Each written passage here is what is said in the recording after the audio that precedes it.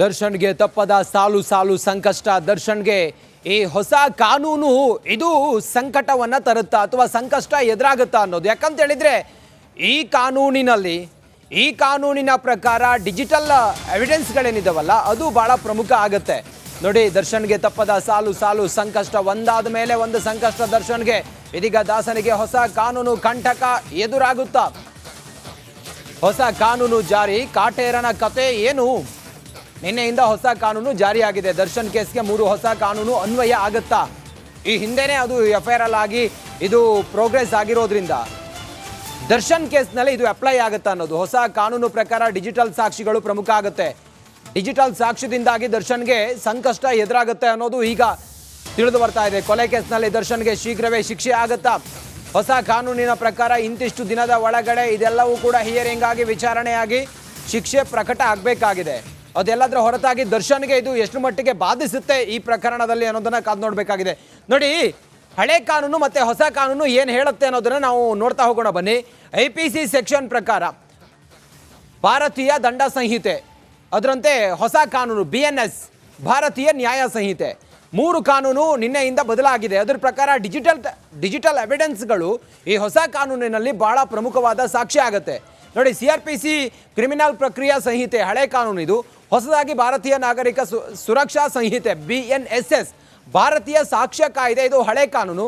ಹೊಸ ಕಾನೂನು ಅಥವಾ ಬದಲಾಗಿರುವಂಥ ಕಾನೂನು ಹೀಗೆ ಭಾರತೀಯ ಸಾಕ್ಷ್ಯ ಅಧಿನಿಯಮ BSA, ಇದೆಲ್ಲವೂ ಕೂಡ ದರ್ಶನ್ ಕೇಸ್ನಲ್ಲಿ ಅಪ್ಲೈ ಆಗುತ್ತಾ ಅನ್ನೋದು ಈಗಿರುವಂಥ ಭಾರಿ ಕುತೂಹಲ. ಸದ್ಯಕ್ಕೆ ದರ್ಶನ್ ಅಂತೂ ಭಾಳ ಟೆನ್ಷನಲ್ಲಿದ್ದಾರೆ. ನೋಡಿ, ವಿಶೇಷತೆ ಏನು ಅಂಥೇಳಿ ನಾವು ಗಮನಿಸ್ತಾ ಹೋದರೆ ವಿಚಾರಣೆಯ ಬಳಿಕ 60 ದಿನದ ಒಳಗೆ ಆರೋಪ ಪಟ್ಟಿಯನ್ನು ಸಲ್ಲಿಸಬೇಕು. ಚಾರ್ಜ್ ಶೀಟನ್ನು 60 ದಿನದ ಒಳಗೆ ಸಲ್ಲಿಸಬೇಕು. ಈ ಹಿಂದೆ 90 ದಿನದ ಒಳಗಡೆ ಸಲ್ಲಿಸಬೇಕಾಗಿತ್ತು. ಇನ್ನು ನೋಡಿ, ಅತ್ಯಾಚಾರ ಸಂತ್ರಸ್ತೆ ಹೇಳಿಕೆ ಪೋಷಕರ ಸಮ್ಮುಖದಲ್ಲಿ ದಾಖಲು ಮಾಡಬೇಕು. ಇದು ಹೊಸ ಕಾನೂನಿನಲ್ಲಿ ಇರುವಂಥ ಅಂಶಗಳು. ಮಹಿಳಾ ಅಧಿಕಾರಿಯೇ ಹೇಳಿಕೆಯನ್ನು ದಾಖಲಿಸಬೇಕಾಗತ್ತೆ ಈ ಅತ್ಯಾಚಾರ ಪ್ರಕರಣ ಅಂತ ಹೇಳಿ ಬಂದಾಗಲ್ಲ, ಈ ರೀತಿಯೆಲ್ಲ ಇದೆ. ಇನ್ನು ವೈದ್ಯಕೀಯ ವರದಿ 7 ದಿನಗಳ ಒಳಗೆ ಸಲ್ಲಿಸಬೇಕು. ಇದು ಹೊಸ ಕಾನೂನಿನಲ್ಲಿರುವಂಥ ಅಂಶಗಳು.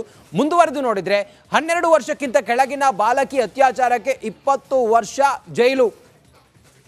ಪೋಸ್ಕೋ ಪ್ರಕರಣ ಅಂತೇಳಿ ನಾವು ಹೇಳ್ತೀವಲ್ಲ, ಅದರಲ್ಲಿ ನೋಡಿ, ಎಲೆಕ್ಟ್ರಾನಿಕ್ ಸಂವಹನ ಮಾಧ್ಯಮವನ್ನು ಬಳಸಿ ದೂರು ಕೊಡ್ಬೋದು. ನೋಡಿ, ಹಿಂಗೂ ಕೂಡ ನೀವು ದೂರನ್ನು ಕೊಡೋದಕ್ಕೆ ಅವಕಾಶ ಇದೆ. ಇನ್ನು 0 FIR ಪರಿಕಲ್ಪನೆಯಡಿ ಠಾಣೆಯಲ್ಲಿ FIR ದಾಖಲು ಮಾಡ್ಕೊಳ್ಳೋದಕ್ಕೂ ಕೂಡ ಹೊಸ BNS ಇದ್ರ ಪ್ರಕಾರ ಅವಕಾಶಗಳಿರುತ್ತೆ. ಸದ್ಯಕ್ಕೆ ಇದು ದರ್ಶನ್ ಕೇಸ್ಗೆ ಅಪ್ಲೈ ಆಗುತ್ತಾ ಅನ್ನೋದು ಈಗಿರುವಂಥ ಕುತೂಹಲ. ಇನ್ನು ಈ ಕುರಿತಾಗಿ ನಾವು ಕೂಡ ತಜ್ಞರನ್ನು ವಿಚಾರಣೆ ಮಾಡಿದಾಗ ಅಥವಾ ಕೇಳಿದಾಗ ಏನು ಎತ್ತ ಈ ಕೇಸ್ನಲ್ಲಿ ಅಪ್ಲೈ ಆಗುತ್ತೆ ಅನ್ನೋದ್ರ ಬಗ್ಗೆ ಸುನಿಲ್ ಕುಮಾರ್ ಅವರು ಇದ್ರ ಬಗ್ಗೆ ಮಾತಾಡಿದ್ದಾರೆ. ಏನು ಹೇಳಿದ್ದಾರೆ ಅನ್ನೋದನ್ನು ಈ ಪ್ರಕರಣದಲ್ಲಿ ನೋಡೋಣ ಬನ್ನಿ. 3 ಹೊಸ ಕ್ರಿಮಿನಲ್ ಕಾನೂನುಗಳು ಜಾರಿಗೆ ಬಂದಿರತಕ್ಕಂಥದ್ದು.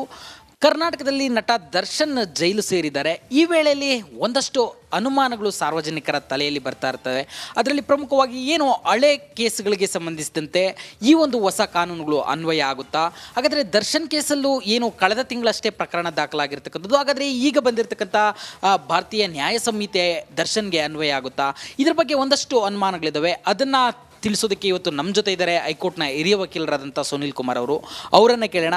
ಸರ್, BNS ನಿನ್ನೆಯಿಂದ 3 ಹೊಸ ಕ್ರಿಮಿನಲ್ ಕಾನೂನುಗಳು ಜಾರಿಯಾಗಿರ್ತಕ್ಕಂಥದ್ದು, ಇದು ಪರ್ಟಿಕ್ಯುಲರ್ ಆಗಿ ಈ ಹಳೆ ಕೇಸ್ಗಳಿಗೆ ಇಂಟರ್ಪ್ರಿಟ್ ಆಗುತ್ತಾ ಅಥವಾ ದರ್ಶನ್ ಕೇಸ್, ಅದರಲ್ಲೂ ರಾಜ್ಯದಲ್ಲಿ ಸದ್ಯಕ್ಕೆ ಸಂಚಲನ ಮೂಡಿಸಿರ್ತಕ್ಕಂಥದ್ದು ದರ್ಶನ್ ಕೇಸು. ದರ್ಶನ್ದು ಕಳೆದ ತಿಂಗಳಷ್ಟೇ ಪ್ರಕರಣ ದಾಖಲಾಗಿತ್ತು. ಈಗ ಈ ಒಂದು ಹೊಸ ಕಾಯ್ದೆಗಳು ದರ್ಶನ್ ಕೇಸ್ಗೆ ಅನ್ವಯ ಆಗುತ್ತಾ? ನೀವು ಹೇಳಿದ ಕರೆಕ್ಟು. ಈಗ ದರ್ಶನ್ ಕೇಸ್ಗೆ ಸಹಜವಾಗಿ ಇದು ಅನ್ವಯ ಆಗೋದಿಲ್ಲ. ಯಾಕಂದರೆ ದರ್ಶನ್ದು ಬಂದು ಹಳೆ ಪ್ರಕರಣ ಆಗಿದೆ. ಅವ್ರ ಮೇಲೆ ಆದಂಥ FIR ಮತ್ತು ಮರ್ಡರ್ ಇನ್ವೆಸ್ಟಿಗೇಷನ್ ಆದ ನಂತರ ಅವ್ರನ್ನ ಕಸ್ಟಡಿಗೆ ತೊಗೊಂಡಂಥದ್ದು ಅವೆಲ್ಲವೂ ಕೂಡ ಹಳೆ ಪ್ರಕರಣ. ಜುಲೈ 1ರಿಂದ ಇಡೀ ದೇಶಾದ್ಯಂತ ಭಾರತೀಯ ನ್ಯಾಯ ಸಂಹಿತೆ ಜಾರಿಗೆ ಬಂದಿದೆ. ಹಾಗಾಗಿ 1ನೇ ತಾರೀಕು ನಂತರ ಆಗುವಂಥ ಯಾವುದೇ FIR ಆಗ್ಬೋದು, ಅದು BNS ಅಡಿನಲ್ಲಿ ಬರ್ತದೆ. ದರ್ಶನ್ ಅವ್ರಿಗೆ ಇದು ಬರೋದಿಲ್ಲ. ಬಟ್ ಹೊಸ BNS ಕಾಯ್ದೆನಲ್ಲಿ ಅನೇಕ ಇಂಪ್ರೂವ್ಮೆಂಟ್ಗಳನ್ನು ಮಾಡಿದ್ದಾರೆ. ಡಿಜಿಟಲ್ ಎವಿಡೆನ್ಸ್ ಬಗ್ಗೆ ಸಾಕಷ್ಟು ಒತ್ತನ್ನು ಕೊಟ್ಟಿದ್ದಾರೆ. ಸಾಕ್ಷಿ ಸಂಗ್ರಹ ಮತ್ತು ಟ್ರಯಲ್ ಪ್ರೊಸೀಜರ್ಸು, ಮ್ಯಾಜಿಸ್ಟ್ರೇಟ್ ಅವ್ರಿಗಿರುವಂಥ ಪವರು, ಡೆಪ್ಯೂಟಿ ಡೈರೆಕ್ಟರ್ ಆಫ್ ಪ್ರಾಸಿಕ್ಯೂಷನ್ನ ಇನ್ಚಾರ್ಜ್ ಮಾಡಿ